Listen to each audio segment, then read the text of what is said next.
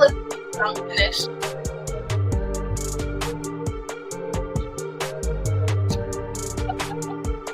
I don't know how long it goes.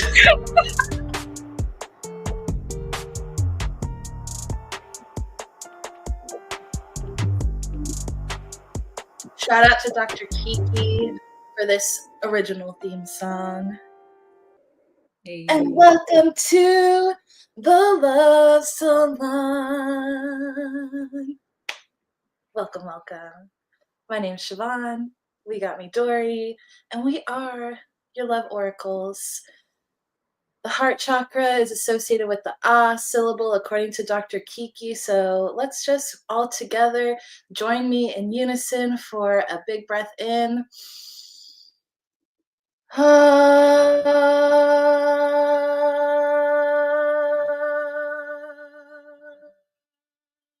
One more time together or harmonizing.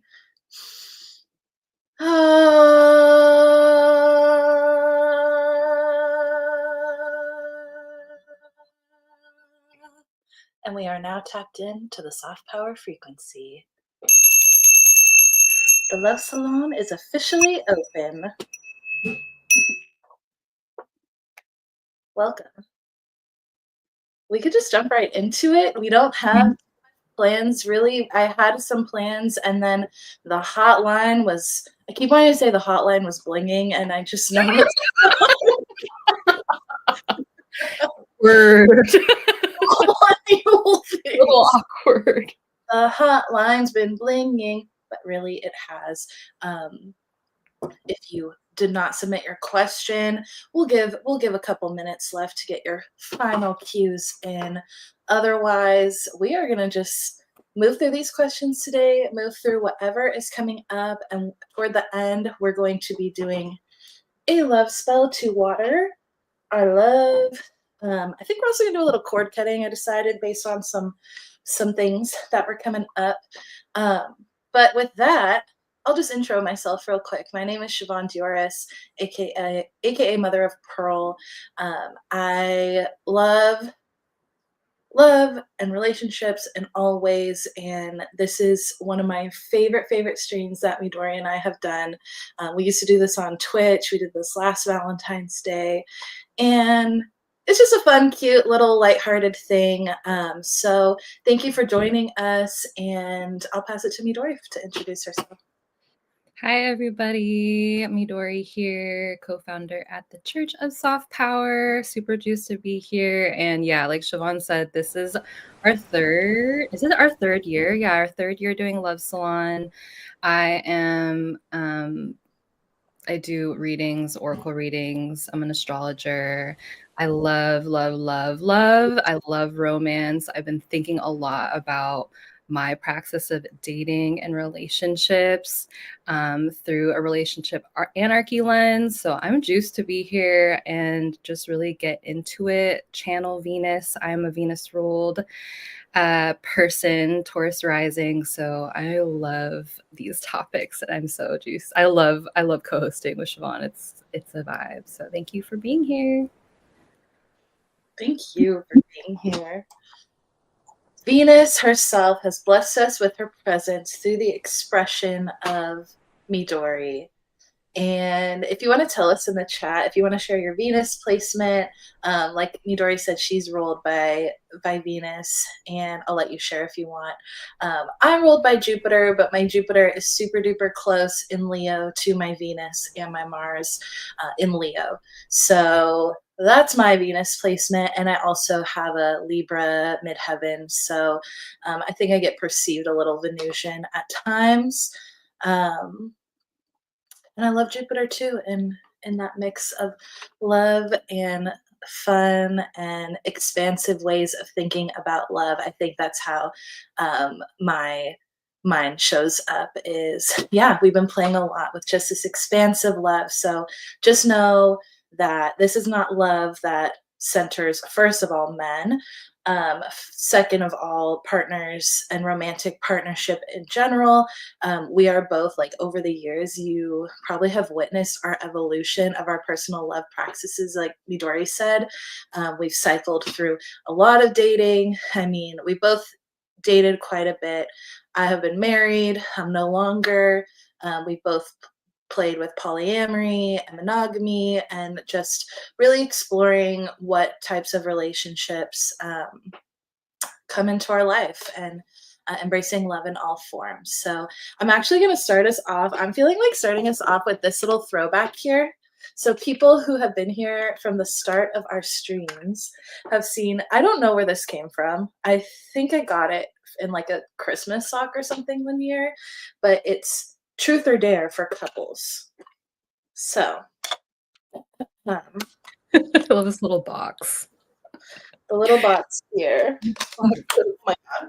Secrets. All right. Okay. Just the proof that I didn't pick this one, but it's so Leo Venus. Truth. When did you realize that you really liked me?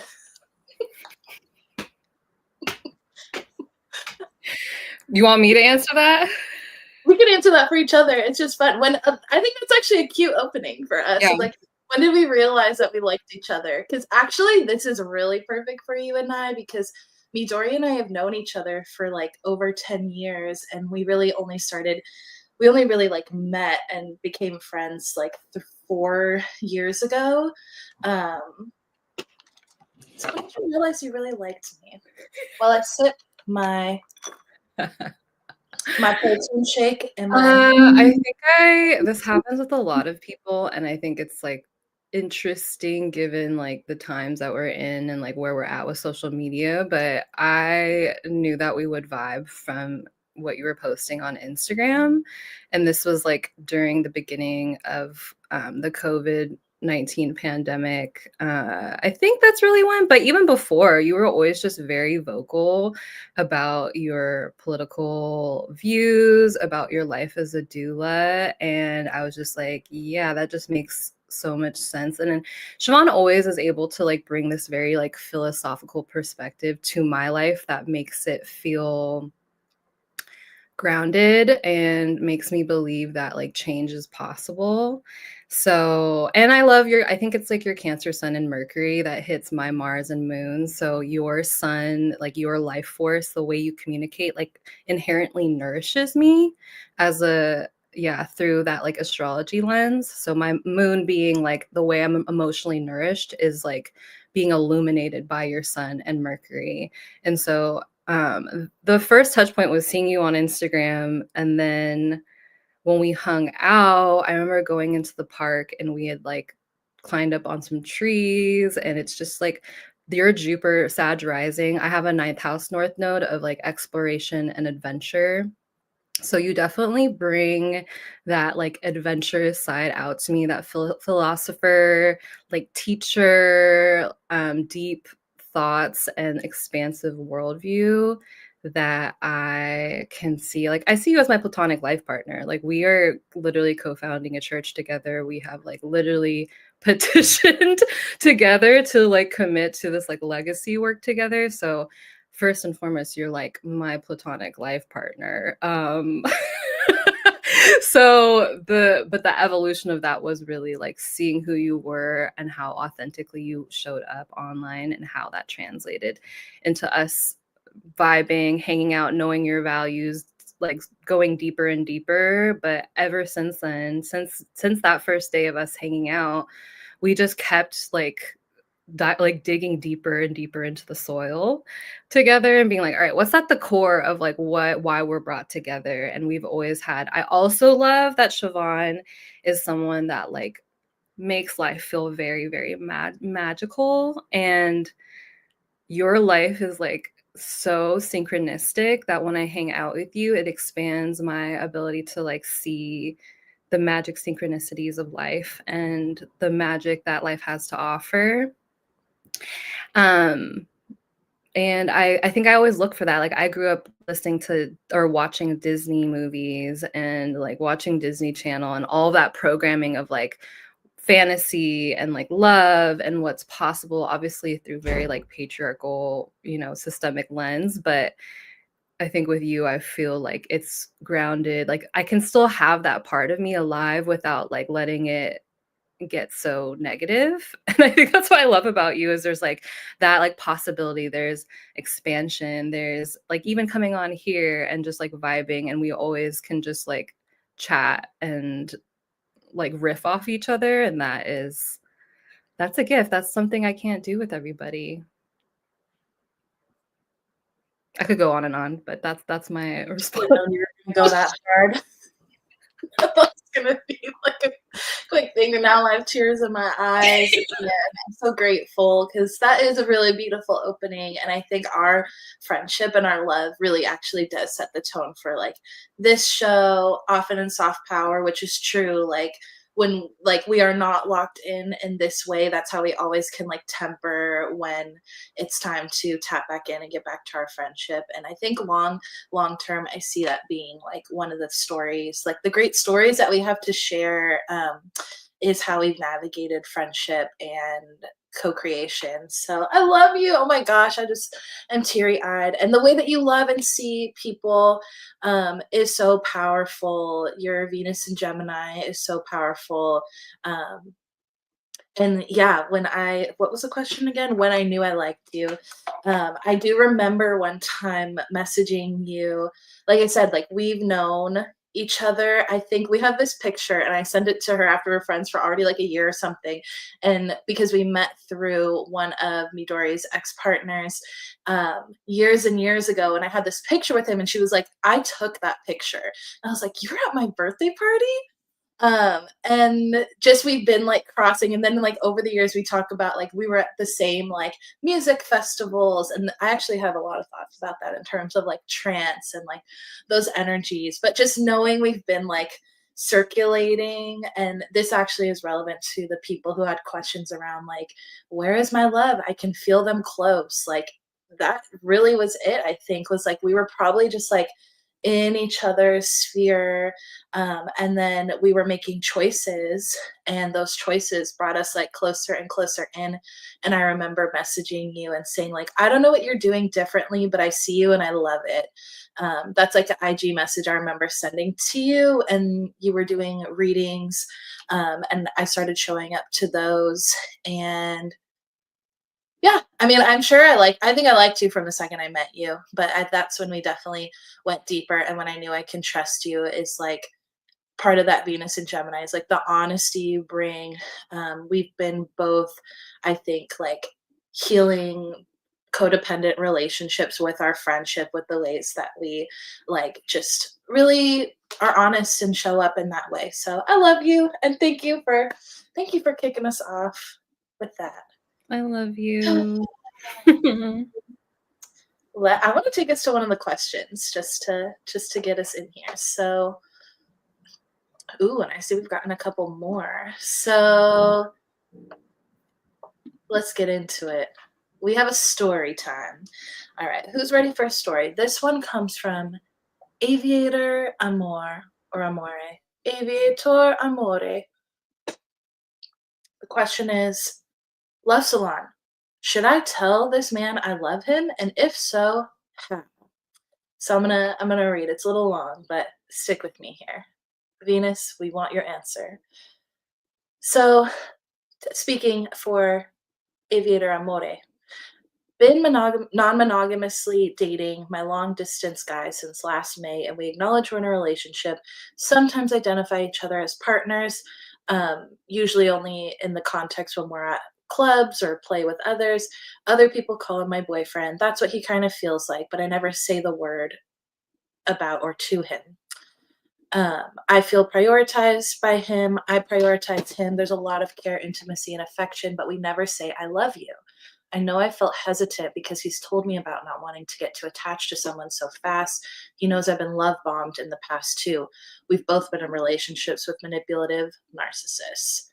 I get this feeling we're both holding back out of concern for the other feeling pressure, but I also acknowledge my own worry of rejection and scaring him off. It's been 9 months now, so the pace isn't fast. I know I love him, but it just doesn't feel like other relationships. I don't know that I'm in love with him. It doesn't feel intense and wild and fast, and I know that was never healthy, but that's all I've ever known. Is this just a normal way to feel romantic love? To let it build and grow and then one day realize that's what it is? I'm pretty sure I'll be crushed if I say it and he doesn't return the sentiments, but it's getting harder to hold in. I've tried to wait to know exactly what I'm feeling, and I figured if I can't describe it to myself, I shouldn't say it out loud to him. It is love. It's more than a friendship. It's rooted in it, though. I don't recognize it as being in love, but again, is it because it's always come in unhealthy, crazy, fast, intense forms? I feel very romantic, very sexually attracted, and I'm just scared I'm going to blurt it out. How simple should I make it? You know, I love you, right? Or should I be more communicative about the rest of it too? He's a pilot, and my big fear is that if I tell him, it will scare him and he'll stop requesting flights here. We talk every day about everything except for this. He admitted early on that when talks get serious, he makes jokes. It's hard for him to take compliments, and he's a self described people pleaser. He has a therapist and he's working it, but I still am scared I'm going to be too much.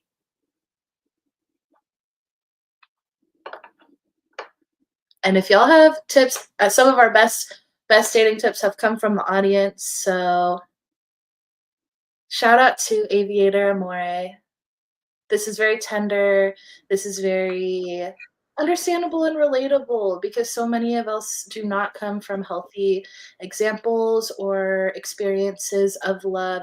And I don't have a clear answer. So I see Midori shuffling the cards to see what the answer is for you. But my initial answer is every person's definition of love and being in love is different. And if you want to say that, um, part of, like I said, healing that codependency with Midori is like, to me, healing my codependency when it comes to things like that. And what I think is like, my feelings are mine, their feelings are theirs.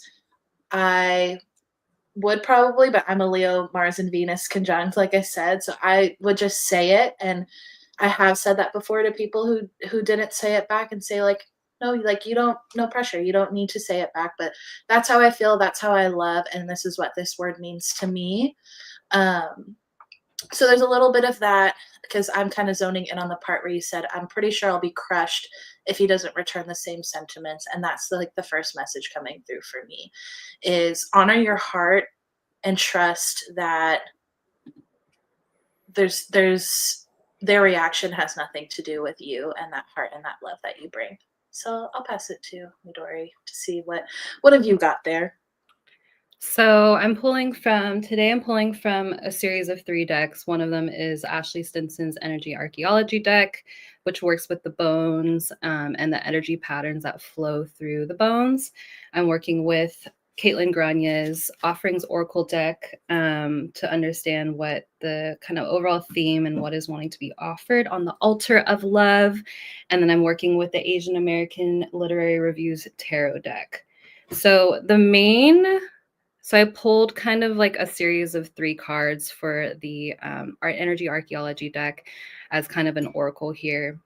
So the words that are coming up is catalyst, which is symbolized by the floating ribs in their cosmology, integrating,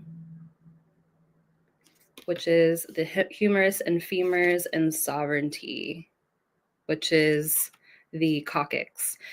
So I'm kind of seeing this like sequentially. So catalyst being this relationship has been a catalyst and deeper embodiment into understanding your philosophy of love and what you actually really want to integrate and embody in your life. And I think that's like the dope part about dating is that it allows us to continually practice and learn because when it's hard, it usually is an opportunity to continue deepening into how we wanted to embody how we're showing up in the world, and sovereignty being like this is igniting that sovereignty in your life to choose, like Siobhan says, how you want to respond, because that's the only control, that's the only agency that you have is how you show up in the relationship. And you may need to be that person that is vulnerable and like lead by that example, because if you can't receive it, if you're not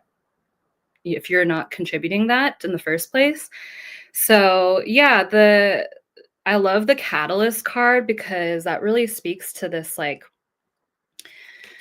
opportunity, this like igniting the spark to just like, if that is something that you want to share when the time feels right and when you feel like your kind of nervous system is attuned to that. And being like calibrating to your nervous system doesn't mean that you're always calm, cool, and collective. It's the ability to be able to flow through your states of emotion with the sense of still being able to like make conscious decisions that align to your values. That's how I see regulation.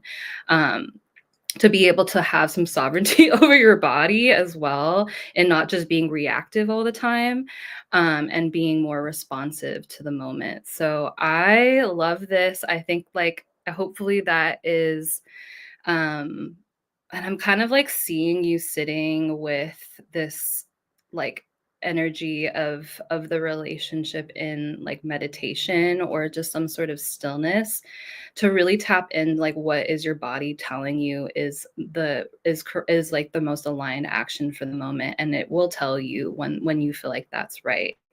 um and let's see here.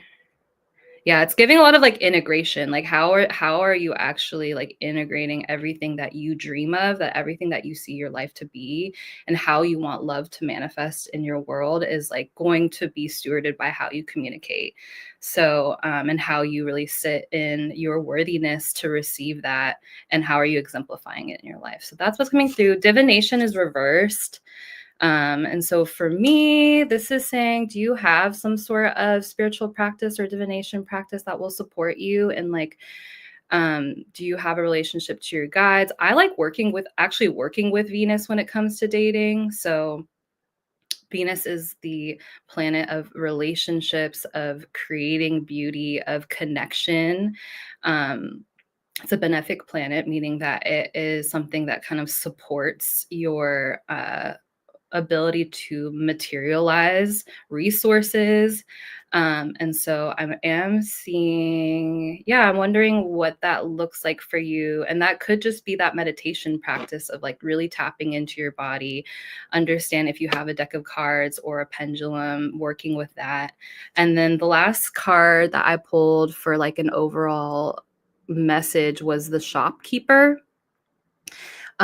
So I'll just read this. It says the shopkeeper is the 11th card in the major arcana. The power flowing through them is dime candy, saladitos, and pickled pig's feet, the power of salty and the sweet.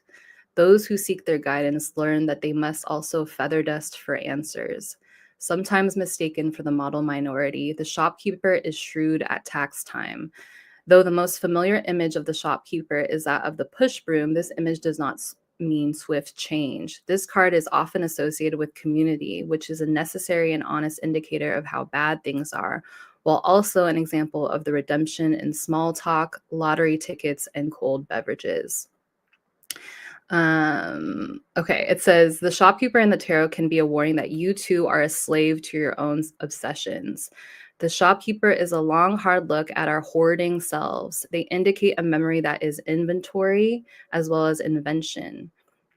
They urge you to examine your purchases and how they have brought you back to the neighborhoods of your innocence and guilt. They symbolize the knowledge of bargaining, but does not restrict you to shortchanging yourself. They remind you to look for the tiendas, the bodegas, and the cornerstones in your heart. I'm gonna leave that to Siobhan. I'm gonna kick that to Siobhan because I feel like you can synthesize that now. What I hear when I hear you read that is this call for you to assess what is between you and this particular partner and what you are bringing in from the shop, from your entire life of experiences and projecting into this relationship. Similar to what Midori said about just like relationships and dating being a opportunity for self-discovery. It also takes risk. What my spirit work mentor Caitlin Grania has said, that I've noticed that like they're a full-on medium and they constantly say like love is a risk. Like that is true because everything takes our choices. It takes our choice to be courageous over the fear, our courage to be louder than that fear, and like Midori said, not expecting there to be no fear, not expecting your voice to be so strong and stable. It's okay if it shakes, but do it for you because you're honoring your own feelings. It would be, in my opinion, an abandonment of the self to hide and suppress that, or even to over explain that and think that you need to give this perfect delivery when you're just feeling love and you're a loving person and you're an embodiment of love. And anyone who can't receive that is a complete reflection of themselves and has nothing to do with you. As well as what I'm feeling is that this honesty, I think relationships count on that kind of honesty for foundations to be built. Um, and by you taking that step forward, this is also very Leo Venus and Leo Moon this week. Um, that it takes somebody to lead in that way. You acknowledge the ways that this partner has shared with you that it's hard for them to open up in this way. So maybe that is a kind of leadership that you can bring to this relationship, is to sit in that and to sit with your feelings. And if it's not reciprocated, first of all, my sense is that it may not be reciprocated in words, but it's reciprocated in energy. So also dissolving the weight of this one term, this like loaded phrase, I love you. I still do also when people tell me sometimes, like, over time I've softened when friends, or like the first time that even a new friend will say like I love you, and over time I see like some people just say that so openly, and that's part of the way that they love. Some people, I never hear that, but I feel the love 10 times harder um, from just the way that they move and show up for me. So, from everything you shared about this person, they show you healthy love in terms, you said they show up for you. They do all these things for you. And ultimately, at the end of the day, if he hears those words and that sends him running, um, one, that's on him. And two, stand in that love, let it not shake based on his action, because sometimes as we heal together, it does take those safe people to let your nervous system shake and come back. The first time my ex-husband said, I love you, I literally responded, don't say that. I didn't say it back. And a week or whatever time went by later, I did begin to reciprocate that and get more comfortable. And sometimes it just takes that person standing in what they believe and saying like, it's cool if you're not, like, I'll be here. And you also get to choose what you want based on his reaction too. So if you don't feel that after, let yourself, like, again, your nervous system is giving you information. It might shake, it might give us an initial reaction we're not completely aligned with, but we always have that opportunity to pull on those tools, go to the altar, go to your spirits, come back, and from a grounded place decide how you want to move forward. So the card that I pulled for you from my big Ghibli deck is the Chariot. And this is really just saying, like, let those emotions propel you into aligned action. You don't have to overthink it. If you just want to say, I love you, I think the work to do until the next time you see him, it's, I see here he's going to be in town on the 22nd. And I would say work through all of these other times that you have been abandoned, that you've been crushed, that you've been like all these reactions that are getting attached to this, confront those. And when he comes, just let yourself, like, make a promise to yourself to not self abandon in general. And if that's what comes out, I promise you could handle it. All right. So much courage, uplifting all the courage it takes to practice and love and date and through being as like authentic as possible. Oh, you're muted, boo.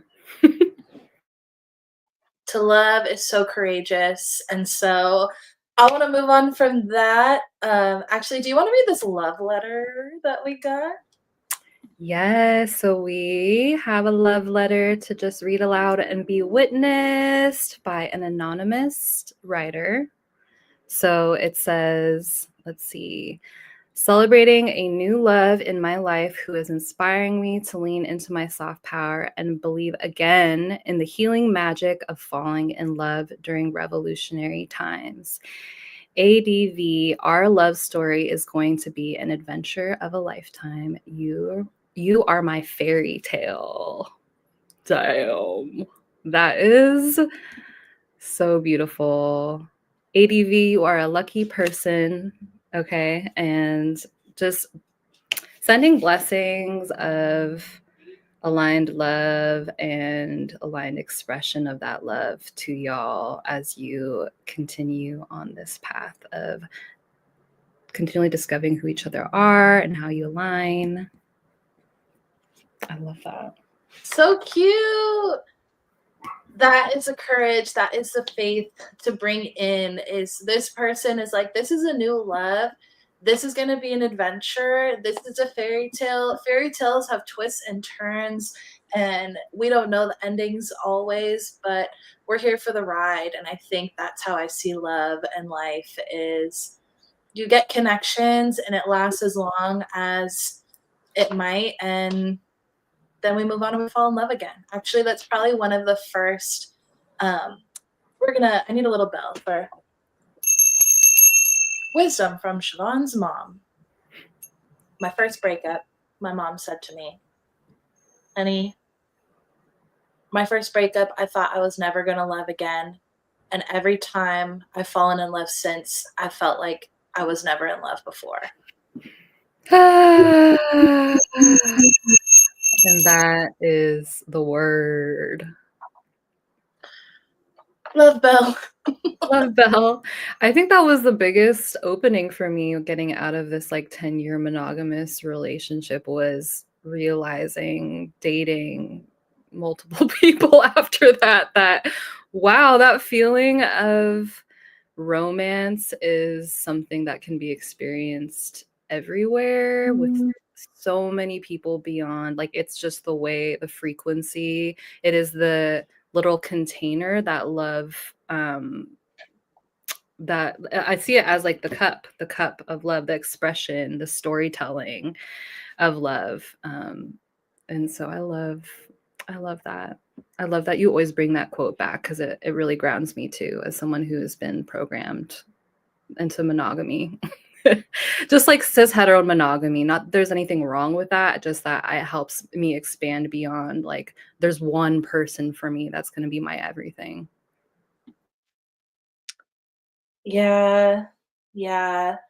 And my mom is definitely programmed and deep in the cis heteronormative monogamy. So, the part we can critique is maybe like that that's her story, that she realized that she had never, like the previous relationships really were not her definition of love. So, you might have. And love can be experienced. And I think when we get into magic and how to manifest love, that is what I believe how manifestation works most powerfully for me is giving myself that experience or thinking about this thing that I'm reaching for. How can I lessen that distance between me and something I want and desire, and instead realize that it's here and I can romance myself. So throw in the chat, how do y'all like to romance yourselves? And in fact, let me throw in a little, this is not pure romance, but this is about pleasure for yourself. I'm gonna shout out one of our community members, Joy on Joy on Joy, Selena, the divorce doula, who's got some, let's see, do I got the box here? Who has got some discount codes for toys? I'll throw it in the chat. My production is not really on the most. You're doing great. I'm like, I don't know what box. It's somewhere. It's somewhere. We'll throw in the code, but I'm gonna put in the chat a code and the websites it will work for, which are Unbound Babes, Honey Playbox, and Momotaro Apotheca. So the same code will work. The third one is wellness and self-love care rituals. There's salves for vulvas. But if you need to romance yourself with a little treat today, that code will be there. Yes, that's Selena Gomez, not to be confused with Selena Gomez. That's our commercial break. You were Honestly, literally born to stream, honestly. Seeing you streaming, like, just makes so much sense. every day, Midori's like, "You're just a fool." Like, we're bringing back the sacred clown. Shout out to Flo for that. Um, all right. So that was a really cute start. Reminder, if you are not yet, to stay connected to your body. So let's all take a drink of water. Water your bod, water your heart. Wow, we keep getting new form submissions here. Ooh, cool. Okay, then let's keep going. Let's go. We're gonna go with this first one here. There was not really a question with this one. Um, ooh, getting dolled up, creating a special vibe to enjoy a meal. Candles lit, decor on point, 5 course dinner. You know it. So cute. Yeah, something specifically about like a takeout omakase in my home. That used to be a very heavy love ritual. Ooh, that's hot. Saturday specifically, that was the thing. I would treat myself Oh my to. god. That's Movement really bath, self sexy. massage, nourishment. Mm, okay, we're gonna skip soul blooms. Okay, so we have another advice seeker.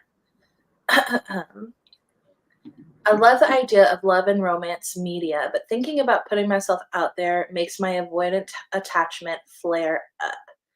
Though the last 2 people I've dated have increased in caliber, thank goodness, I still get let down with the possibility of rejection. I don't have it in me to date multiple people at once. My astrology chart actually confirmed this, that I get really intense and focused on the one person I do date. What makes me hesitant is the amount of emotional, energetic labor it takes to open up myself vulnerably, not knowing how they'll receive or care for it graciously. Then I just go all in on my career and friendships and family, even though I do have a desire for romance. The last person was so close to feeling aligned for a romantic partner. Then I went on a trip and they texted that they met someone else while I was away. I also had a psychic dream about this ending while on my trip. My first and only partner also ended things when I came back from an international trip. So that pattern may not mean anything, but it does suck, not gonna lie. Sorry to laugh. That's interesting. I'm wondering, like, you got ninth house stuff going on, Sag stuff going on. The majority of my experience are from apps. I'd be totally open to asking friends to match make me like a 2000s rom-com movie, but the idea also of making a move freaks me out. I would love to be approached. I'm an introvert. Um, my astrocartography says I could likely meet them in a work setting or spiritual event. I got a lot of blocks to move through, but open to whatever intuitively comes through for you to share in response. Thank you, love witches. I don't know that there was a question. I think I would say watch the last reading for Aviator Amore, because I think some of those messages are relevant in terms of the fear of rejection, and just like those scars that we bring in. Do you have cards you want to pull? Should I? I already pulled. So the cards are attachment reversed, and the body part associated is the atlas vertebrae, which is at the bottom of the skull that attaches to the spinal cord. Listening, which is the inner ear. Resonance reverse, which is the spinal column.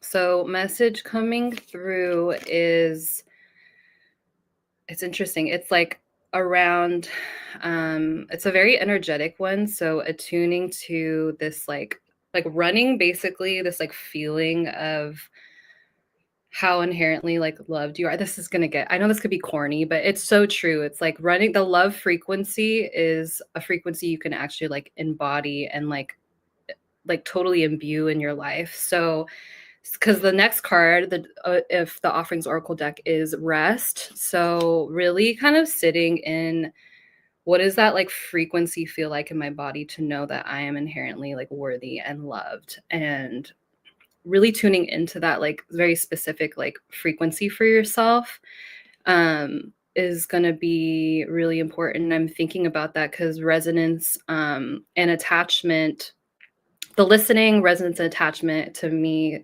synthesizes speaking to um, really sitting with the ways that, yeah, I just really, it really literally feels like a somatic, like calibration to love that is only accessed in like being able to tune into yourself and drop into that state of rest. Because I think so many times like we can like not integrate information that we had like received from like previous experiences.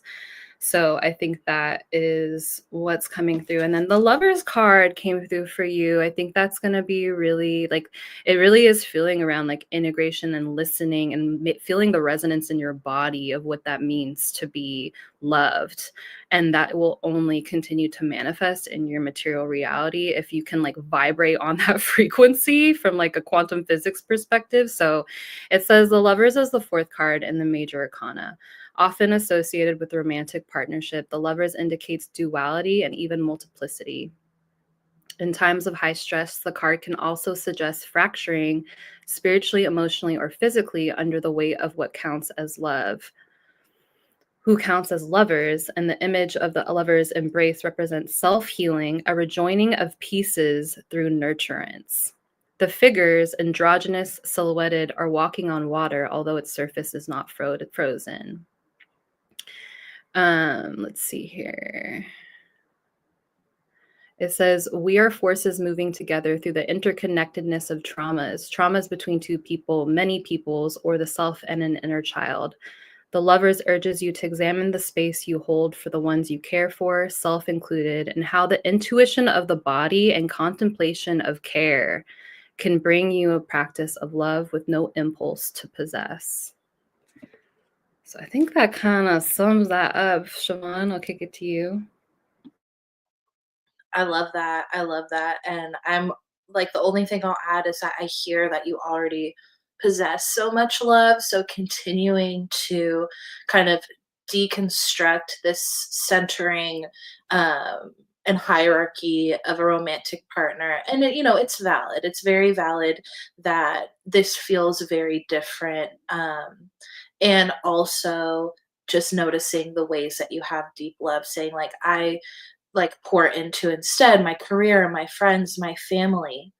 That's okay right now. If that's where you need to build the safety to trust that you could take risks because you have loved ones that you can fall back on that are going to provide for your heart and like hear you and witness you through it.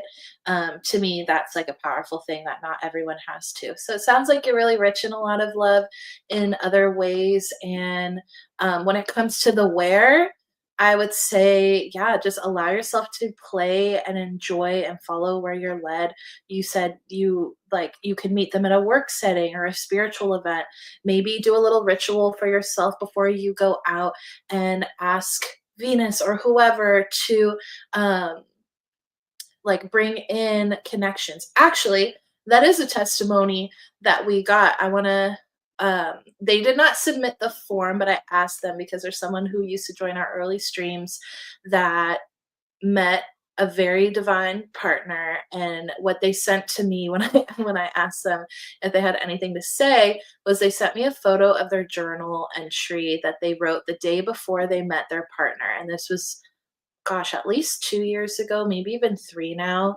And it said they wrote quite a few little like affirmations, including I'm safe, all my needs are met.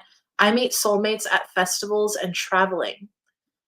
I am lucky traveling is useful. I have fun with myself. My body is a good place to be.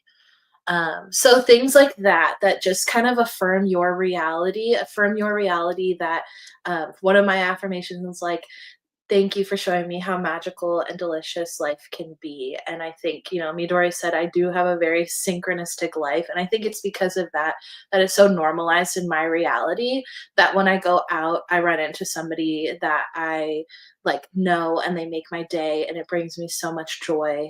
And that has normalized in me the magic of synchronicity that can happen when I just don't overthink and I follow my desires. Sometimes it's as simple as I want boba.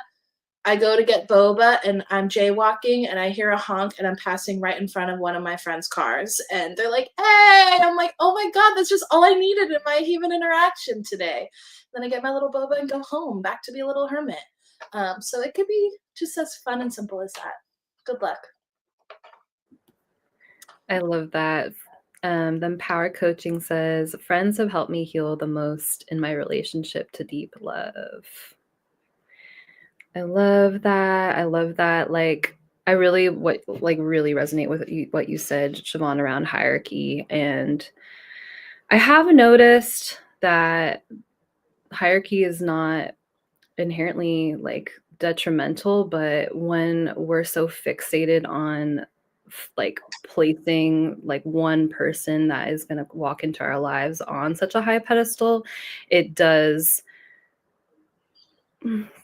yeah, I think it does kind of negate your ability to like sit in what is here and what is like what friendships and like community is already like built, and what is the people that are like nourishing your life currently. So yeah, I just wanted to add that. I love this note. Yeah, I feel like it limits the possibilities for romance that are out there for us when we over specify exactly what it has to look like and to just let yourself open to expansive ways it can look. And like I said for the last one, like again, manifesting magic is sitting in the frequency of what you desire, giving yourself and finding the little ways to experience it until it expands and expands into more of your life. That was our friendship. Like we again like had known each other IRL, but connected and spotted that alignment through the virtual space. And even though we live locally, we see each other far more virtually. Ooh, that is my 12 o'clock alarm for no reason other than to keep me attached to time. A little chime that goes off every 3 hours. What was I saying? Oh yeah, just that we experience connection and alignment. This to me, this is the magic of soft power, is that through gathering virtually, we have been able to experience this frequency. And over time, it's expanded into our material lives. And that's really just based on your own belief and choice to treat this as real. I treated my virtual friends as real, and now they're my in real life chosen family. And so just let that be a little magic for you. Um, and tall Asian chick said, rest is so sacred, especially as a disabled, chronically pained ass. Yes, yes. Rest is the portal. Um, and I'm so glad that you can make time for that and yeah, just center that as a sacred necessity in your life. How are you feeling, Midori? Do we need to Great. throw a song and take a movement break, or do we want to take the next? Let's keep going. I'm on one. I've just been like slathering my tattoo in castor oil while we're talking. So Caller? Okay. Next. Oh, I'm actually really excited for this one. What's your perspective on twin oh, flames? here we go. What's your perspective on twin flames and the journey of a twin flame? Do you think they're meant to eventually come together in the 3D, or it's a path of truly just loving oneself unconditionally? Also, any tips on how to bring the twin flame union into the 3D experience? Uh, they also shared, my love spell was calling in and opening my energy to the twin flames journey and experience. About 3 months of intensely learning to love myself, I met my twin flame on a live chat, learned to intensely love myself even more. Now I'm happy with who I am and how I show up, learning to detach from the idea that I need to be with them, although I feel it'd be beautiful. I know other way our souls are one and we're here on our own experiences. Pondering if we'll ever be together, but accepting whatever is fated. Do you want to go first? Do you want me to go first? I think you should go first on this one. You've been talking about this, So, percolating on this for a while. first of all, self message. I'm going to shed my judgment because I have a lot of associations with the word twin flames. And I hear you using it, but I also see something different about the way that this person is using it that makes me a little curious. And I just want to like just outright name that this phrase of twin flames I find really concerning oftentimes based on a few things. One, you got to look up this cult documentary about the literal twin flames cult. The people who use this name, there's a series on them. I'll put it in the show notes, but they are people who have used this concept to coerce people into one, giving a ton of money to the people who are invested in people believing in this concept, and two, it's a cult. Like they really, if you watch the thing, I won't spoil all of it, but they highly convince people that they they know who their twin flame is and to pursue them by any means necessary. And I have my own little anecdote of where this went wrong. And this is something that I'm going to share with free of names and identities, but it's somebody extremely close to me in my life, um, that I've known since I was born. That's not ambiguous enough. That is a victim of the twin flame mentality. And so there's this guy, let's call him D, and this woman, let's call her A. D and A. Oh, and now they share DNA because this woman decided that D was her twin flame, and because of her own convincing and spotting of signs, there's also a concept called limerence that we should probably touch on, which is kind of like a little bit of delusion and this like crush. There's kind of like a crush psychosis sometimes that we can get into that the twin flames cult really, really feeds on. So D met A very convinced that they're twin flames. D, not that invested. Casually dating, but A was so convinced that they're twin flames that she invited him over, lied about being on birth control, looked at testing and other things to have unprotected sex and get pregnant because she was convinced that if she could get pregnant and have his baby, he would realize that he's her twin flame. They now have a baby. They are not together. She held on to this. That is a form of assault, in case you're wondering, to lie about condoms, to lie about birth control, to be with somebody like this. Sorry, this is getting so traumatic, but this is where like I said, I'm trying to shed my bias in this topic because this is someone I really love that had this happen to him. Um, and I'm seeing the chat right now. Um, Yeah, she went so far believing because they were together on 2022.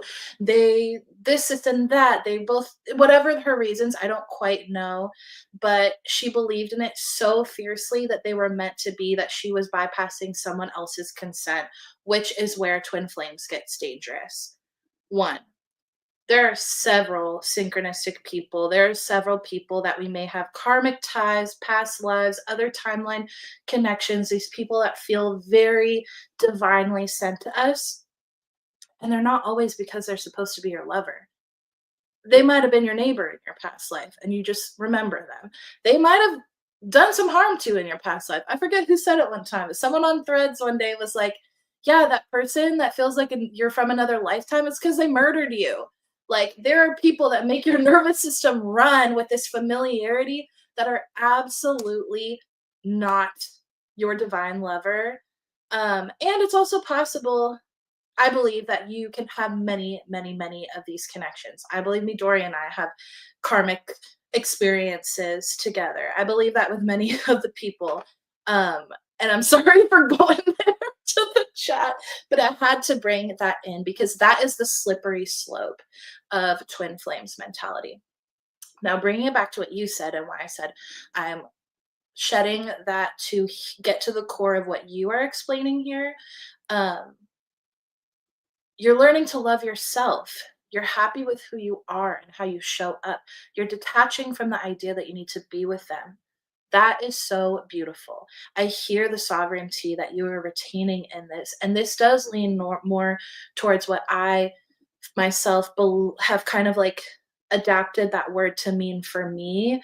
Um, I kind of do believe there are like the essence of a twin flame. I don't know what we're going to call it, but this, what you're describing, I believe that in my ex husband, but I don't believe that it means we're meant to be together. I believe that it meant we are mirrors to reveal the deepest parts of each other that only could be done through this, the choosing of this relationship. I do believe that could have happened with someone else. I believe there may be several options if I decided to move on from that and not go there. But I do believe that this is someone that I met someone, and if I wanted to use a twin flame language, that held up a mirror to all of my parts, and I did the same for them. And that is maybe the what we were brought here to do together. But at the end of the day, consent matters. We don't get to decide who is our partner, and we don't get to pursue them and manipulate them into our desired outcomes because we believe it comes from a place beyond. We are not God. We are not like we are not in control here of other people's lives, and that's like principle number one is everyone's autonomy and choice matters. And why would we want to be with somebody that we had to convince and trap them into? Because I'll tell you, this situation of D and A, they got a baby, that's a real human now. In fact, I even heard that this person in has tried to litigate that they can never tell the baby how they got pregnant, um, because they know they're aware of what they did. They literally told their lawyer, please put in there that they can never tell this child how I got pregnant. And that right there is an admission that that was not your twin flame. Because if that is your divine lover, you will never have to convince them. You will never have to lie and manipulate to get them to see you, because someone who is divinely sent for you will see you. So I'm gonna pass it to you. I'm checking out Ooh, this. that is the word. I really loved how you framed like the twin flame experience as mirrors. Like, yeah, if I think in that regard, any relationship that we have with another human is mirroring back to us our experience. So the cards I pulled were dreaming, which is the occipital bone, release, which is reversed, and that is the ischium, release, inheritance, which is the pubis bone, which is reversed. And then the offering card was quit, reversed, exit. So, and I see reverses as being like more of an internal experience. So there is, to be just frank, there is like the I think having this like philosophical perspective to ground us into like, yeah, like in that regard, like everyone that comes into our life is karmic because we are like calling in experiences all the time based on our DNA, ancestral inheritances, the choices and agency that we make day to day that is cause and effect and continues to create environments and consequences. And so it is feeling like there is like this I think like that I'm trying to be like gentle here, but it does feel like there's like a fear. I think a lot of what the twin flame like rhetoric is around is fear of wanting to feel important and wanting to feel a sense of divine union, which is through like a really expansive love praxis is inherent to who we are and is not something that we need to outsource by into another person. So that's the that's the message to just like and the read is like how are you kind of like giving away your power to this other person to like complete you when maybe what is being asked is how to really feel more whole within yourself, and understand how also this is systemic. The patriarchy and capitalism wants us to feel incomplete, to feel like we need to buy more things or find another person and create this nuclear family dynamic in order to feel worthy. And that creates a sense of inherent lack and an inherent I need to do more or to find something or to buy something in order to be whole.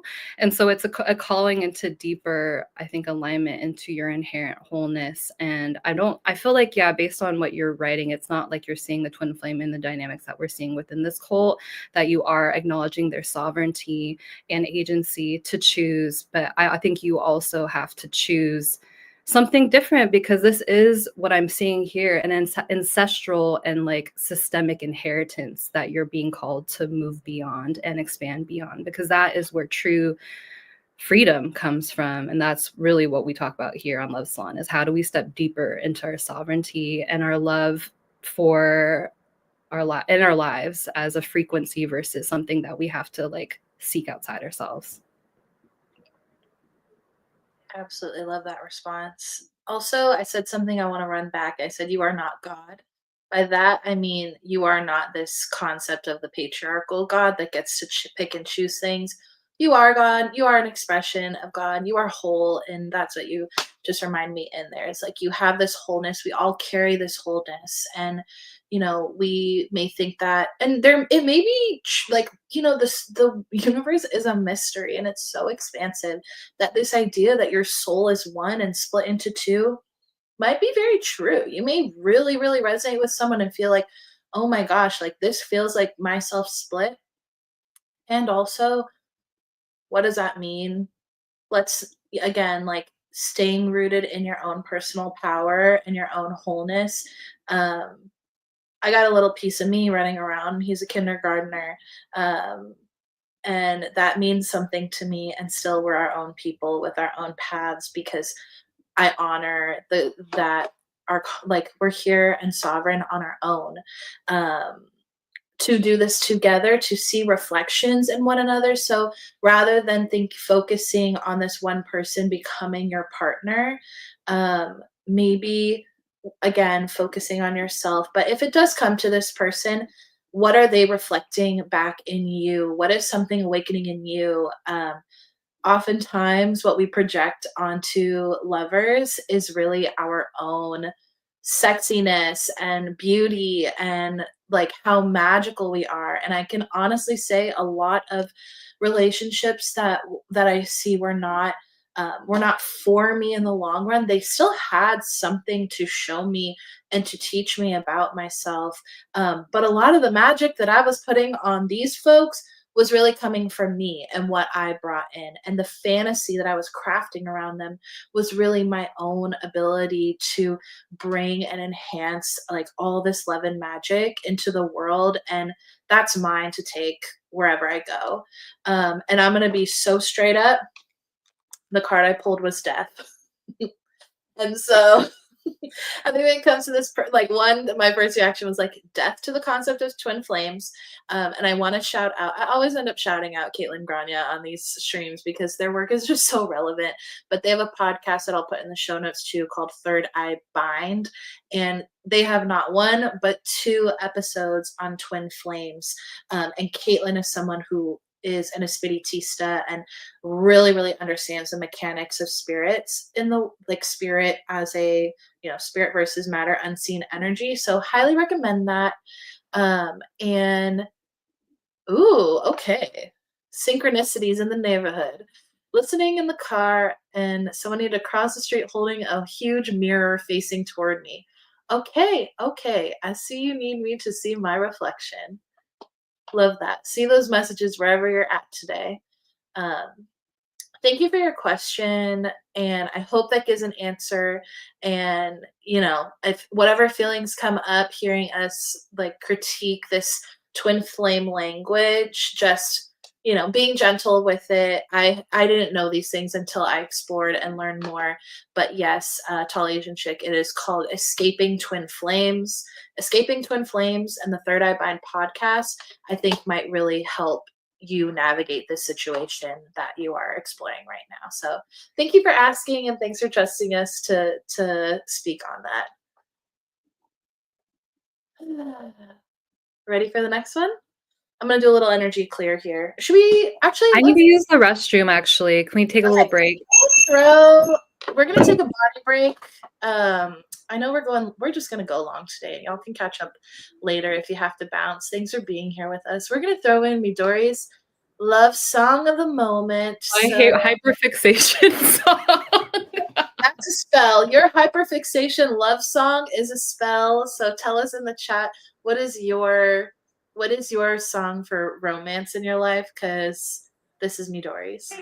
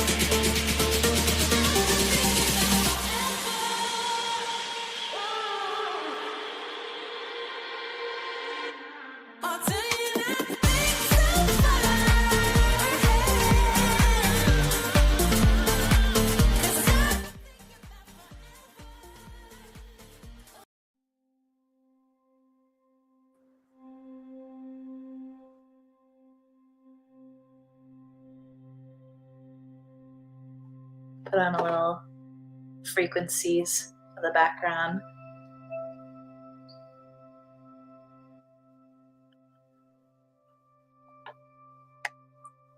All right. How y'all doing so far? Are we having fun here? Are you having a good time? I grabbed some supplies and also, just some like body things. Reminder to, we're gonna head into the self worship portion. I got this thing, which I'm probably gonna, if you never try one of these things, they're so epic. Wow, that actually didn't mess up my hair.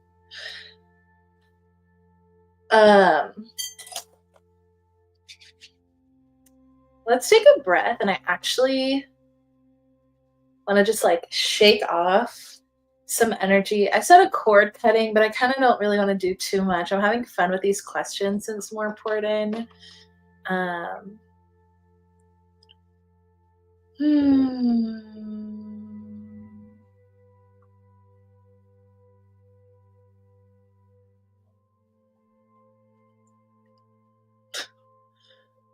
I love. Okay. I'm going to delete these because we had some people say, ditch my question.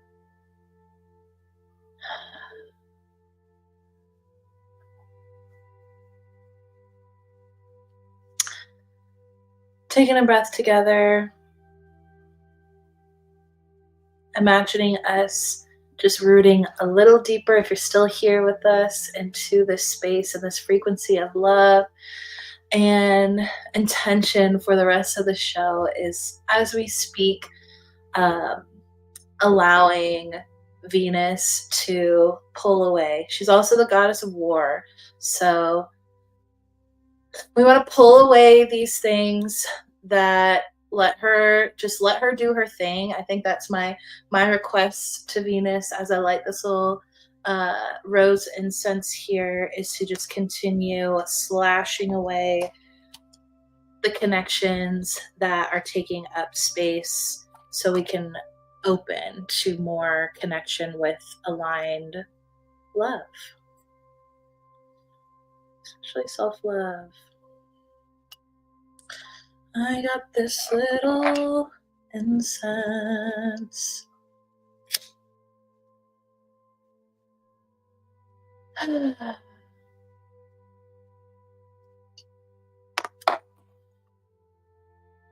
a little rose here. And I want to start with this one from Ela. Life be lifing.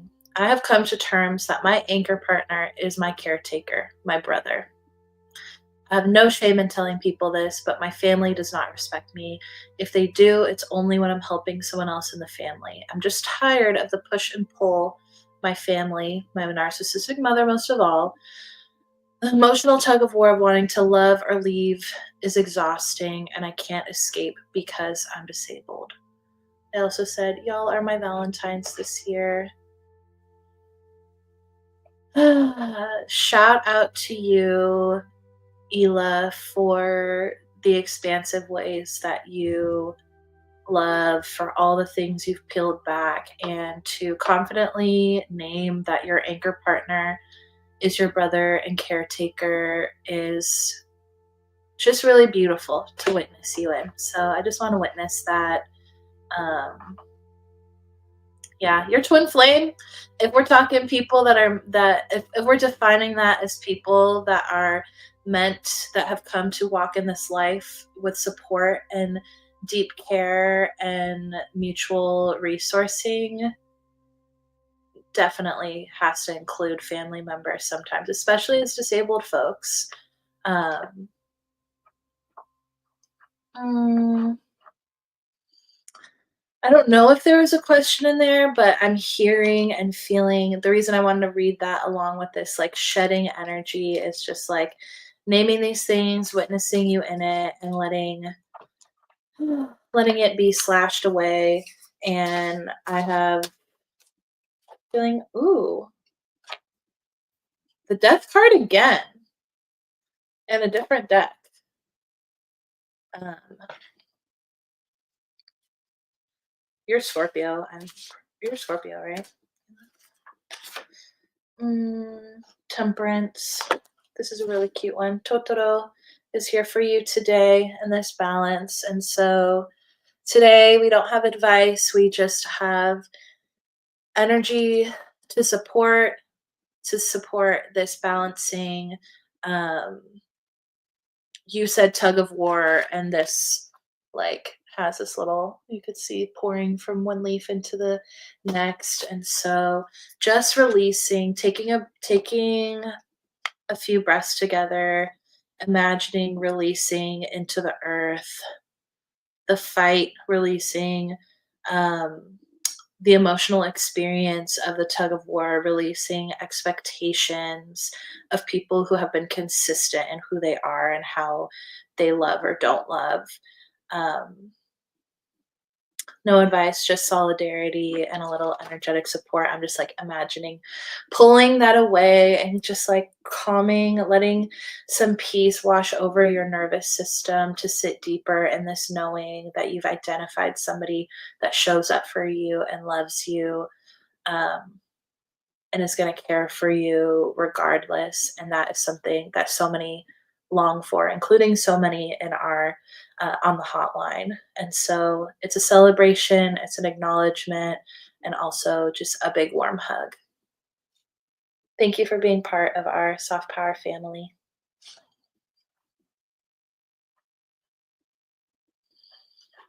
Mm, I know that took a little dip in. This will be our more serial part. Let's see. Mm, I ooh, I'm gonna read this one. It says, after a breakup with someone who wasn't aligned for me, I had a healing session with a friend of mine. Within that session, I realized I had been in love with my now husband since 2018. I asked him to come visit me for July 4th because I didn't want to spend another one with my folks as it got boring. That session got me to express those feelings to him and eventually tell him about my love for him before we had a first date. Wow, so that's a testimony. Thank you for that testimony. I'm gonna read it again because I thought it was gonna be a question, but it's a testimony. So, after a breakup, you had a healing session, you realized you'd been in love, and you asked him to come visit you. That session helped you open up so that you could express those feelings, tell him about your love before you even had your first date, and now you've been married since 2018. Beautiful, beautiful. Celebrating that, I got a little chill of just what courage can lead to. Um, Again, everything I say is colored with such a Leo Venusness, but for me, that was how I ended up with my husband. My ex-husband was in 2016 in this long distance relationship where we had traveled and been wondering. We're dating other people, but for so long I just had this curiosity, and I decided a little bit on a whim, semi spontaneously, but now I see was just trusting my intuition. Um, which was to make a choice to go there and make the move to be with him and figure out where it was going to lead. And when I made that choice, I knew.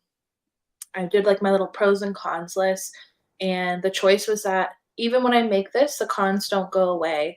I embrace these things as part of my decision. I don't really believe in right and wrong. I really just believe in like choices and the outcomes of those choices. And so, just thank you for sharing this because that's a really powerful thing that maybe many people on the hotline asking about, taking these risks for love, like this is what it could lead to.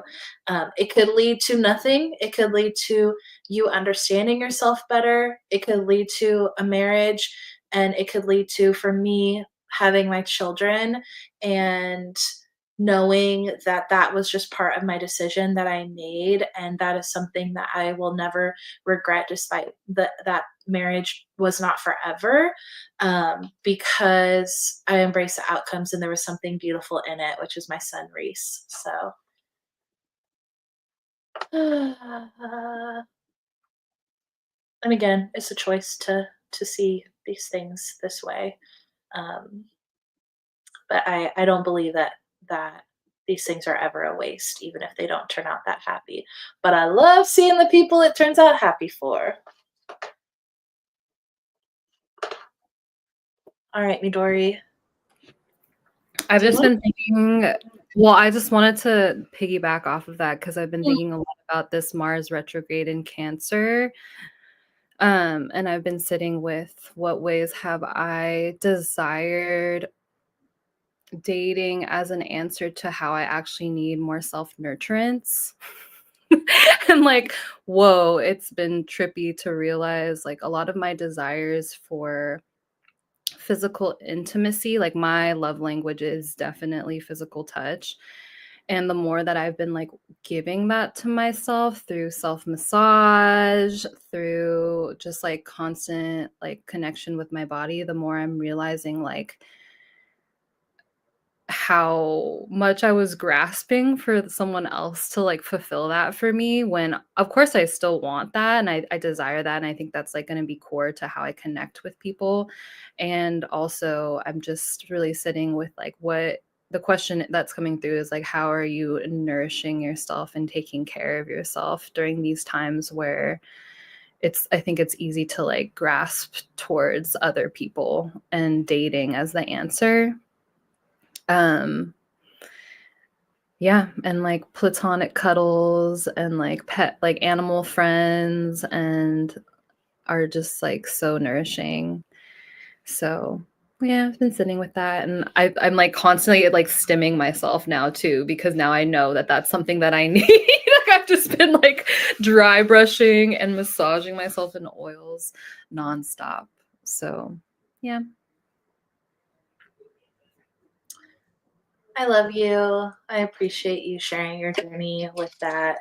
Yeah, we are inherently connected creatures, and also those connections for me, it was like myself as well as my ancestors, as well as like when I was going through the end of my marriage and feeling like nobody cared about me, nobody loved me. I was in a really, really dark mental space. That is when my primary spirit guide really came through like very loud, undoubtedly clear. That was like, bitch, you're not alone. Like, we're right here. We are literally right here. And like, you have these parts of you within you too. I think that's why parts work is really can be so powerful because there's these parts deep within us. We are so multifaceted. Shout out to Alter Ego, defined by Dr. Kiki, the parts of us that long to be seen and expressed and freed. Um, so yeah, just hearing you and celebrating the ways that we've grown.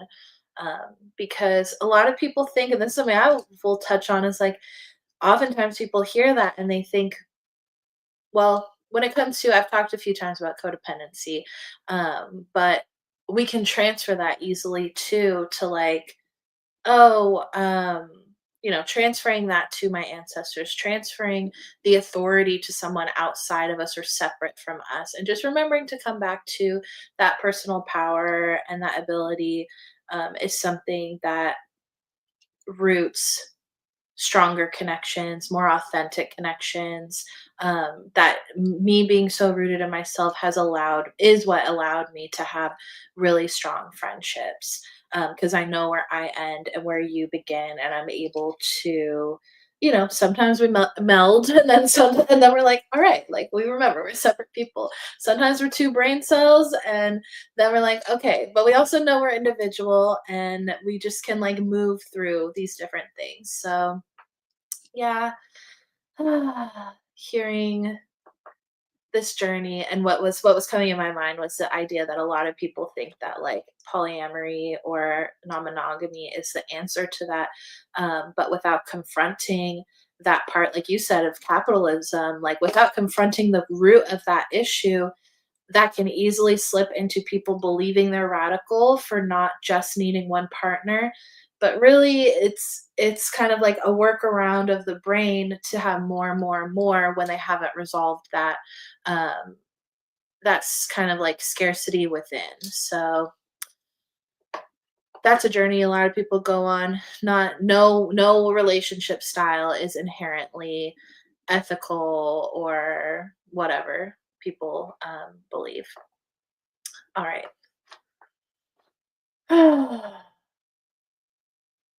Next question. Is my handsome life partner nearby? Like, are we getting closer to meeting each other? Is the time approaching where I get to connect with the fine ass human being that I meant to raise my kids and a puppy with? I know my person is out there, the one whom my nervous system is able to be in harmony with, the one who I'm aligned with energetically, spiritually, emotionally, and physically, the person who's ready and down to explore every curve and crevice of our bodies consensually and intimately, the one whom we spend our lives together honoring our individuality and celebrating our togetherness, the one whom we design our home that's part of the eco village where our loved ones, day ones, and chosen familia all live together in. Loving the specificity. You know, here in Soft Power, we believe that to speak those words into this portal is to uplift them to the spirits, as Mimi said, to put it on the altar of your heart and love. And so, uplifting, everybody, just give a little sprinkle to uplift, uplift, uplift. Because that is what we want for everyone. And so, La Pouce La Zuzu, do you want to pull the first card? Want me to? You got it. I see. Yeah. So the cards I pulled were Pride reversed, so cute. Receiving, which is the left hand in this cosmology, and Grace, which is the elbows. So cute. And the message coming through is you just got to be you and stay really open to receiving. And I know this person, I know they're very patient, and I really respect that about them in ways that they're so specific. And that's why I know that it's going to happen for them, because they are always very specific. And I've watched in real time how things manifest for them in ways that I'm like, wow, that like immediately manifested. Like, well, they'll be like, I really want snacks when they came with me to get my tattoo. What do you know? There was snacks, and specifically the snacks that they love, and so when we arrived at the tattoo shop, but I love this because it is also speaking to the grace. One piece of what I've experienced with dating is like, when I am specific, it really does come into my life in a really beautiful way. And so, but in ways that I didn't actually anticipate. And there's a little bit of a surprise element. And so the grace, the elbows to me is like speaking to that, the magic of what could possibly come through beyond like wildest expectations. Like, yes, have those intentions. And I think it's going to be beyond like your wildest dreams, and knowing that that's possible, like expanding beyond, immediately what it could like look and feel like, and just like really the feeling. Um, and the receptivity, I think, is so beautiful, because as the more that you are yourself, the more that you sit in pride and worthiness of who you are and your own unique frequency, the more that you open yourself up, because that clears away everything you're not. It gives you way more space. It clears away everything that's not in alignment to that, and allows you to receive more clearly, with more alignment, what you're here to receive. So that's my message. I'm going to pull one more from the Offerings Oracle deck for what is sitting on the altar of your heart. Whoa, reflection. I love that. And like the divine reflection of that person is going to be something that you already see within yourself.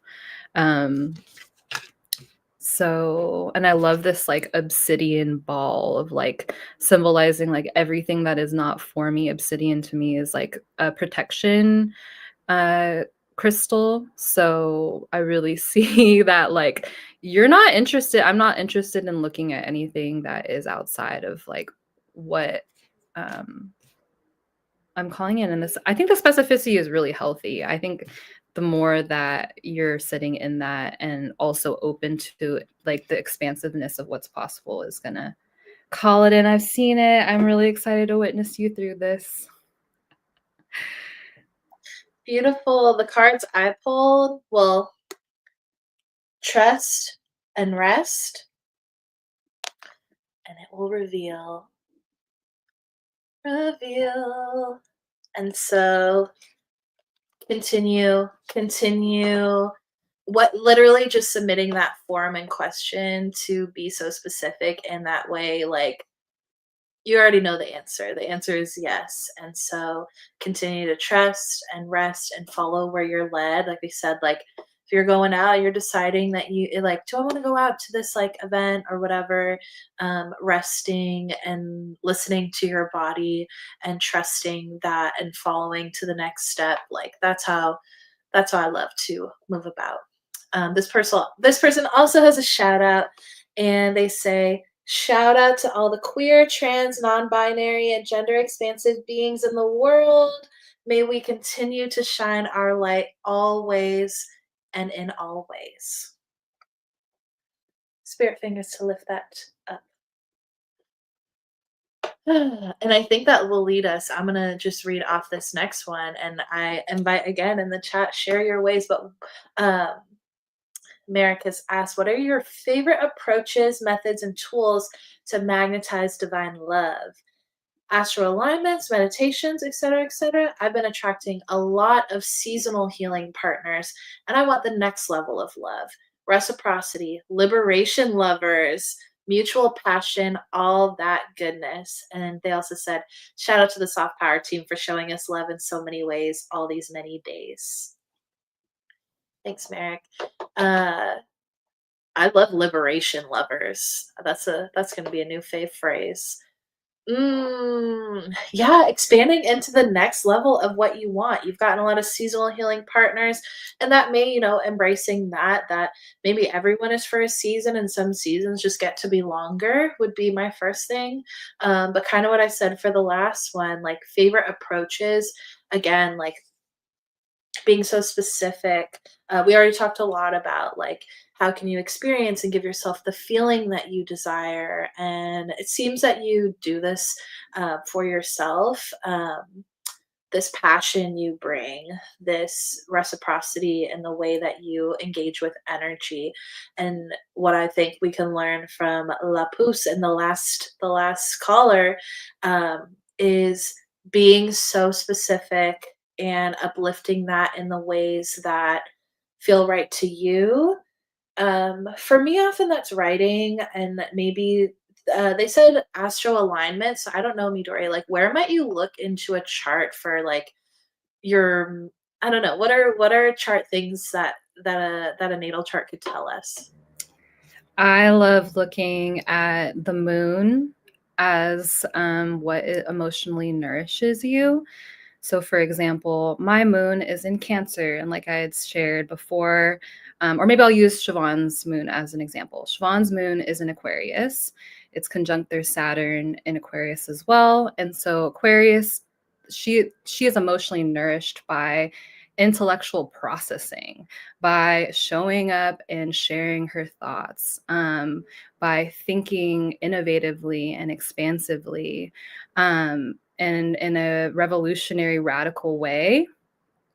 I have my moon in Cancer, which is its home sign, meaning that I love, like I said, physical touch. I love to be in my shell of my room. I am emotionally nourished at the baseline. That is where you're going to find in your chart. That is where how your body is nourished. So at baseline, if that is not being met, by yourself or with other people in your relationships, then you're going to feel uh disconnected, I guess, from your ability to regulate yourself. So that's where I would look for that.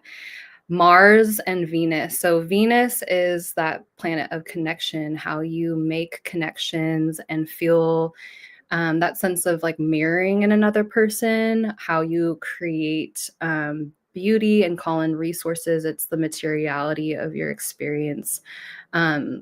And how you orient your life, like in your space and in other spaces. My Venus is in Gemini, meaning that when I relate to other people, I like a lot of intellectual stimulation. I love um, being really Gemini is an air, mutable air sign. So I love variation. That's why I am a relationship anarchist. I like the possibility of dating many people and many forms of intimacy. But if you're like a Venus in Scorpio, perhaps there may be like a lot of intensity you're coming with relationships. The style in which it's expressed, Scorpio is a Mars ruled sign. And then so Mars is another planet to look to where that's how you take action and receive. Like it is sex in that regard. So the style, for example, my Mars is in Cancer conjunct my moon. So I need to actually feel very emotionally nourished in order to feel safe and to be able to engage in physical intimacy with someone. Siobhan's Mars is in Leo. She likes to be seen. She likes to be acknowledged. She likes to really about like being seen, acknowledged, witnessed, prioritized. So that was my little, I would look to your moon, Venus, and Mars signs. There's so much beyond that, but I think like at the baseline, I would say I think your moon is actually the best place to look towards that at the baseline. Beautiful. And the cards, the card I picked was play. So interpret that as you will. I think you said earlier your Venus is in Aries, and we'd already talked about those associations with Mars and sex. And I don't know if how that will Taurus moon, that makes sense in there too. But however you interpret the word play, that's the card specific to you, Merrick. Okay, we're on our last question here, or our last submission to the hotline. Let's see. Right? I think we are. Okay. I'm gonna read this one. Actually, do you want to read it? Put it to the top. Oh, you put to the top? Okay. Ooh, okay. So the question is, I'm in a new relationship for the first time in 12 years after my marriage ended last year. It's moving fast. I've met his parents and we said, I love you. We've traveled together and I have the keys to his home. I'm starting to see signs that he may not be aligned with me on certain values like cleanliness, budgeting, and future vision, which were the detriment of my marriage with the past partner. I also see myself starting a family in the next 3 years, so I don't want to go in circles again like I did in my past relationships. I'm not sure if I'm focusing too much on the negatives or if I'm just being realistic on what I want. How do I move forward without self-sabotaging or warping my image of him based on past relationship fears? Ooh. All right, let's pull on this one. I think this is a good question for you to answer, Siobhan, given your personal experiences. But I'm going to do some pulling here.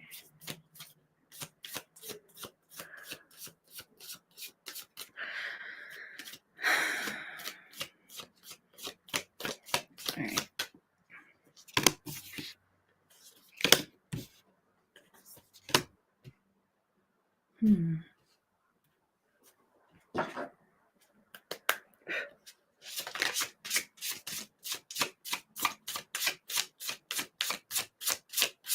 Okay. I don't have a clear answer actually based on intuitively and based on the cards.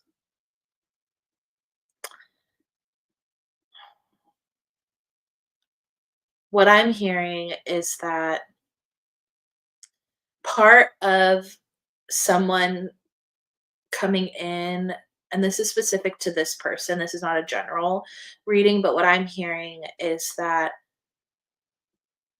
part of why somebody is reminding you is because you may still be sitting in that frequency and there's still maybe lessons to integrate from that marriage, which is why you are being sent someone with a similar energy, because there's something else for you to see in here that's reflecting back to you about yourself, for you to just still integrate, process, notice. And that is something I believe about lessons in general, is that we tend to see these patterns and receive the patterns until we break them, or confront them. And so that's like the first part of the message coming through. There's something about that when it comes to this person. And so I don't believe that you're over focusing on negatives, or self sabotaging, or like projecting baggage. Like we said earlier about another reading was like maybe you're bringing in a lot of things from your past relationship.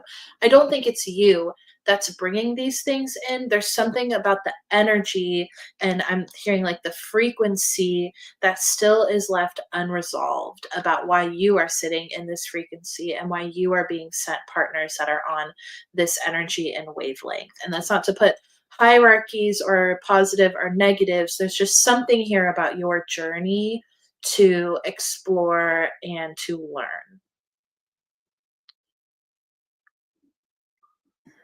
Yeah, I'm definitely on the same wavelength there. There is something still very present from your last relationship. I mean, obviously, it sounds like that was a long relationship and it ended recently, like within the last year is very recent. So the cards I pulled were worthy, forgiveness, and attachment reversed. So the message that's coming through is like there's something around like forgiving yourself and the past partner that you had in order to really um approach this relationship with like that healthy attachment. And the card pulled from the Asian American Literary Review Tarot deck is survivor, and the main words that are popping out is um it is time to walk away from the shackling hands of the past. Your pain isn't your identity, but a vestige of you as a victim. You carry the memories and histories of your people. They survive too. The survivor card calls upon us to remember what made us who we are, however hard or ugly, and carry that into our futures. There is a beautiful power in our vulnerability. Let your heart do the heavy lifting and let it lead you. Mm, yeah, I It's pulled Ace of Wands and the Tower. And so I'm kind of erring from this statement because I don't want it to be generalized, but there's something about the worthiness that is our self-worth can often be reflected in the partners that we choose. And so when you said, Siobhan, talk about that, it's kind of funny because for those who don't know, I'm currently living with my ex-husband because of just a housing situation, and this is where I landed. And it feels different, but I'm able to see, I'm able to like have this removed perspective now, looking at him, that is reflecting to me the ways that I saw my own worthiness and my, um it really was connected to my self-worth. And I've been unpacking that a lot, doing a lot of like talking to this younger self. um and like I said, I don't believe anything is like a waste ever, and like trying to be very gentle with who I was when I chose this partner, and also being really honest that it was a direct reflection of what I believed I was worth, what I believed I deserved, and like the value. And so I feel like this kind of topic can get sticky really fast. And so I don't want to like get mixed up with like, you attracted like abusive things, because I was in abusive situations where I don't believe that was my fault. People make their choices.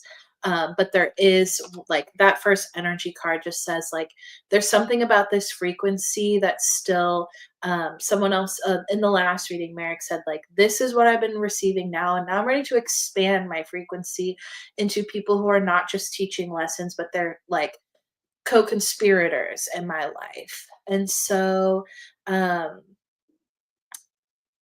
When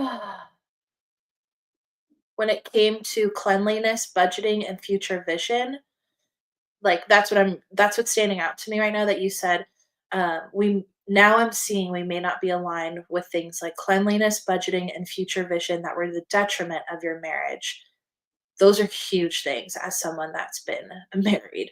Budgeting and a vision for the future is something that, maybe I'm still a little jaded, but I really have grown to see, like, marriage itself is a contract. That is like, this. You've been married. And there are different expectations moving forward from my marriage that I'm holding when it comes to a married partner. As someone who is really inherently polyamorous, relationship anarchist, there are things that don't really bother me about might not bother me about someone I'm dating because my expectation is not to go on this escalator to marriage. And so I'm able to hold that budget, witness how they move, and make my choices of how where I want to like place them in my circle. And so I guess just sitting with that for yourself, like, what do you want from a relationship? Are you on the fast track of the relationship escalator where you are moving toward, like you said, you want children, you want, in the next 3 years, you see yourself starting a family. And so, again, I think these are things that people can learn, but you are not responsible to teach them. And I think it comes with the honesty that you share with this person. What I'm hearing is sit with that honesty for yourself. If you see this person truly aligned in your future, if you don't need to even have that conversation with them. But it sounds like things are moving forward and you've said, I love you. You have keys to the home. You met his family. So sit with that. And if that really is a track that you're on, you have to be honest and name that. And the right partner for you is going to receive it, and you get to decide based on what they choose to do moving forward. If that person, I think that is the way you're going to find out who this if this person fits in your life, is by just literally saying that, like, can we talk? I have these things that are reminding me of the past, and this is why that concerns me. And their response will tell you everything, I think, um, of how you want to move forward. And not actually, I mean, it's the response and the energy afterward, because I'm also a victim to really believing in the best in people, believing their word and trusting them. But yeah, I don't think you're self-sabotaging, and I don't think you're warping your image of them. I think you're seeing things that you need to see, and to honor that and honor your own eyes and your own experience, and don't abandon yourself because of a timeline of family or commitment so far.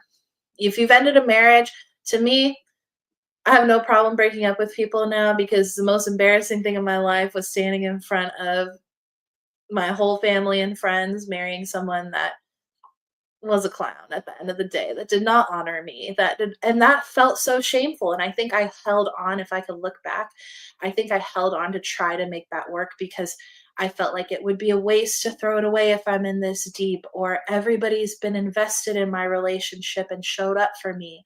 And at the end of the day, it's about you and your journey. And from a spiritual sense, I would even say maybe to take some time to sit with your spirit babies, or your, like, if that's what you see. And I've heard people say that before, and I don't know if I want to go into the whole depth of that framework, but I've heard people say that, like, as soon as I felt intuitively like I was connected with my spirit children, and they were like, that ain't my dad, it was very easy for them to move on. And so maybe sometimes that's what we need. Depends how you, again, depends on your makeup, um, of what's important to you. But yeah, just sending a lot of love there. And know that you can navigate this. Anything else you want to say? Hmm. The I pulled some more cards. Transition, transform reversed, and then a series of 3 cards came out as like surrender, allowing, envisioning. I liked everything you said, Siobhan, and I think it's really dope to just like you seem really clear in your vision for your life and what you desire, and that is just a choice to stand in. And the more that you're able to just communicate it, be straight up, and then see how it evolves, what their reactions are, because those are their choices to make too, and see how you can come to, and that's what relationships are about, are just literally communicating, standing in what you desire, and seeing how you can be collaborative in creating that reality together. And if it is unaligned, if it's feeling really shitty, or the key pillars of what you value in your connection are dissolving, then that's like the choice to make to move on. It's a very like pragmatic way of looking at it, but I do think that that is really like where we're all being called into, that like really gets us out of that like victim mentality of like, oh no, like this person really like like took my life for a ride, which is totally true. And like once you get to the consciousness of how to communicate what you to need and desire, and what nurtures you, and stand in that, and move from that place, I think that's like where the magic happens. Where the magic happens. Thank you for that. I think that's a great way to close us out. Is yeah, just that, like being true to yourself. Uh, yeah, I'll leave it at that. So, thank you everybody who threw your questions on the hotline. We're going to do a quick spell. So, if you're still here, if you're still with us, and even if you're watching it later, this will still work. You can still participate.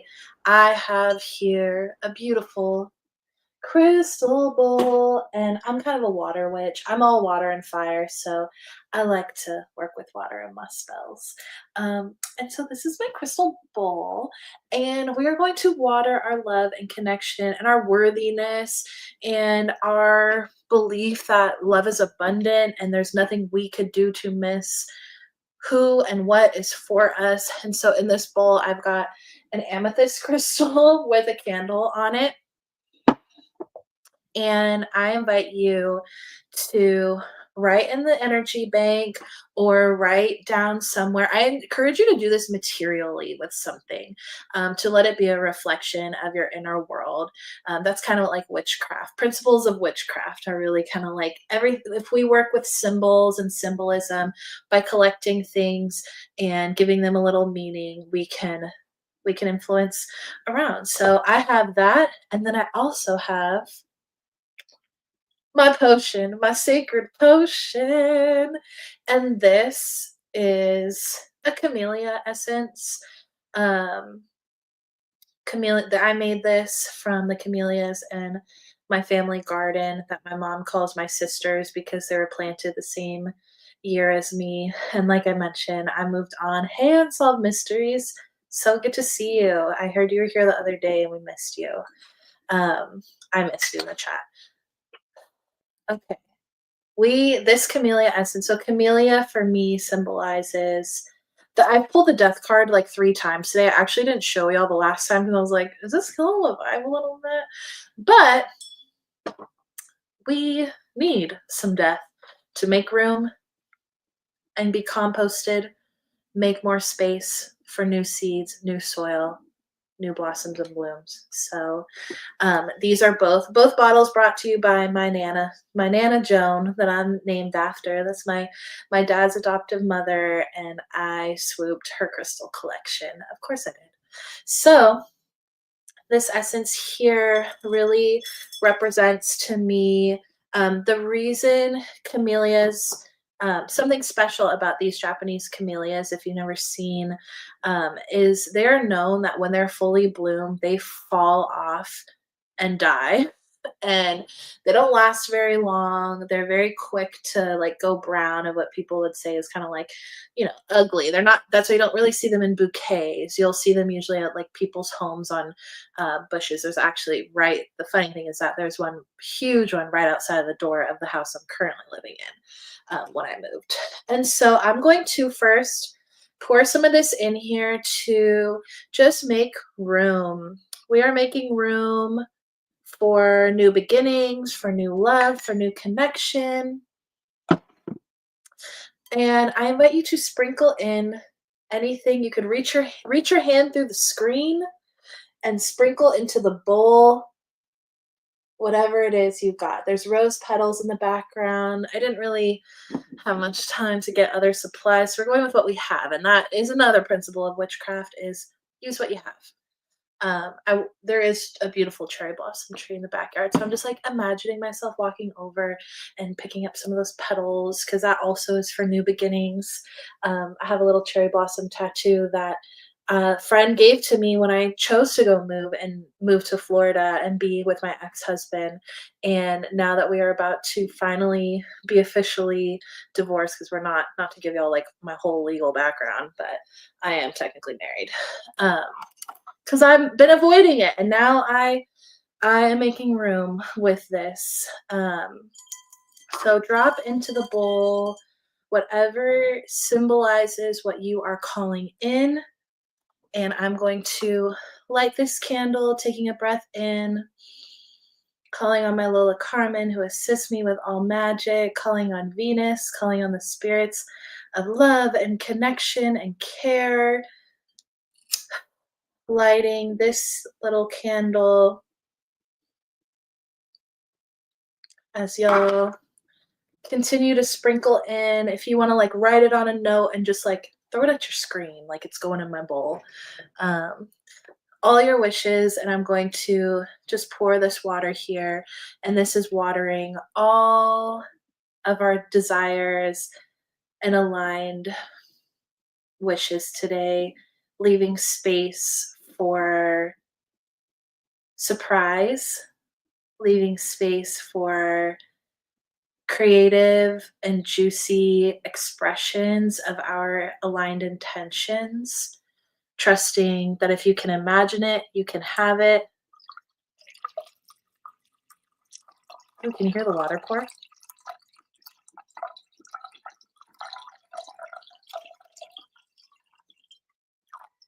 And I'm watering it all the way up to the base of the candle.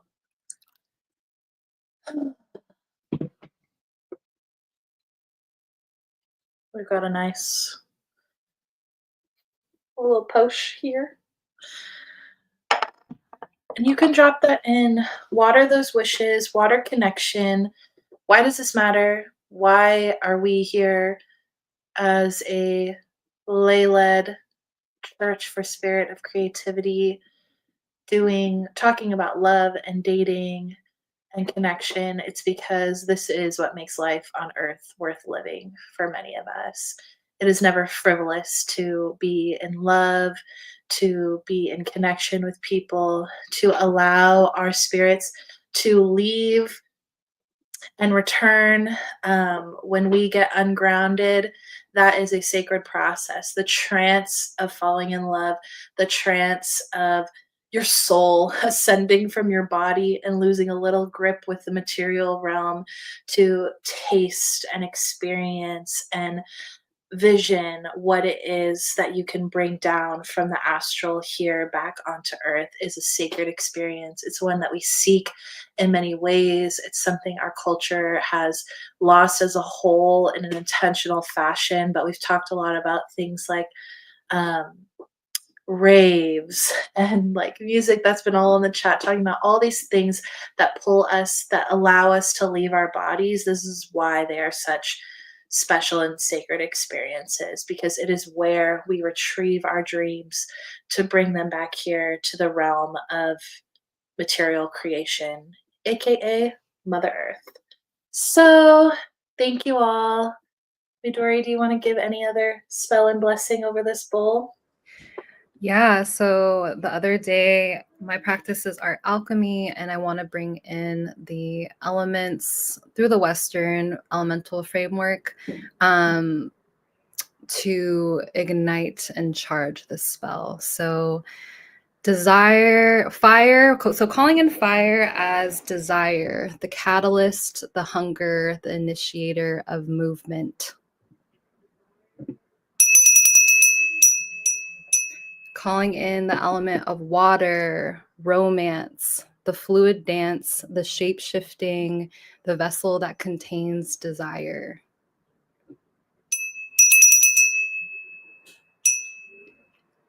Calling in the element of earth, love, the foundation, nourishment, the deep-rooted presence that sustains. Ooh.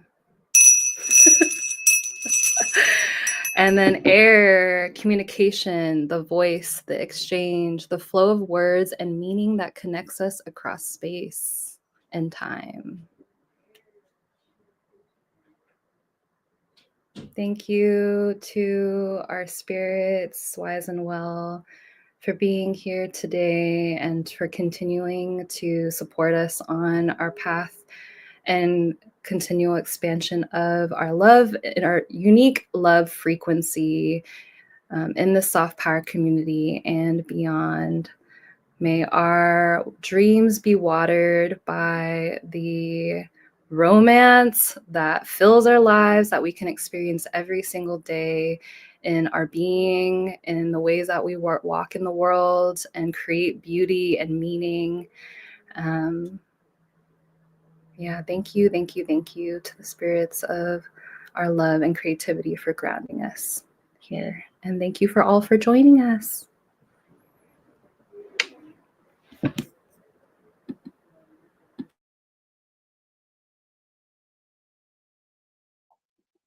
The final card pull is the Lovers, to just root us in this connection with all things.